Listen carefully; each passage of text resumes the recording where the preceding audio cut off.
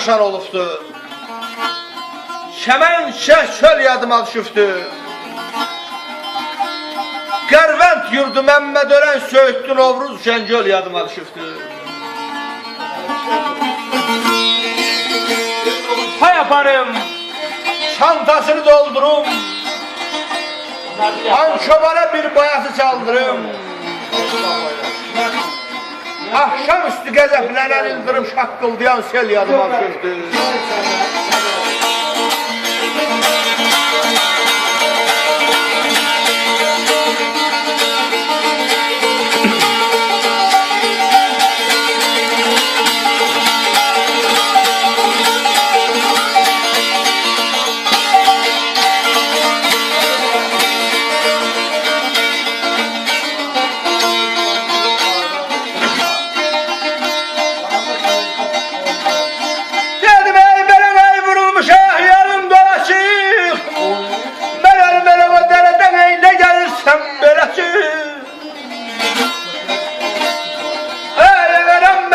Çağırdığın arası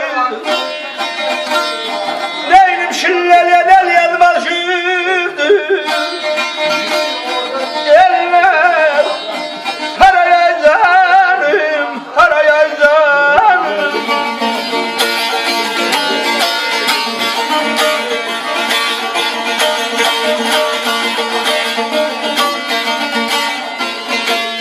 Ay vurulmuş, ayak yalın dolaşık. O derede ne gelirsen belə çık. Anam beni çağırdığı alasıq şilləliyən el yadıma düşübdü.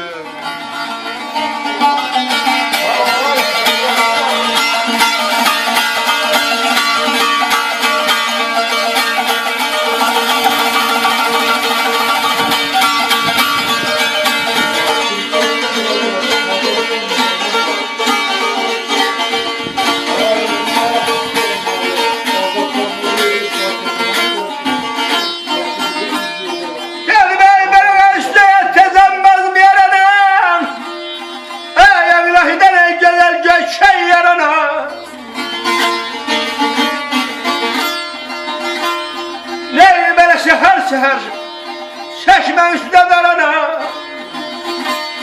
ben elime bir əsirli tel yazma düşürdüm.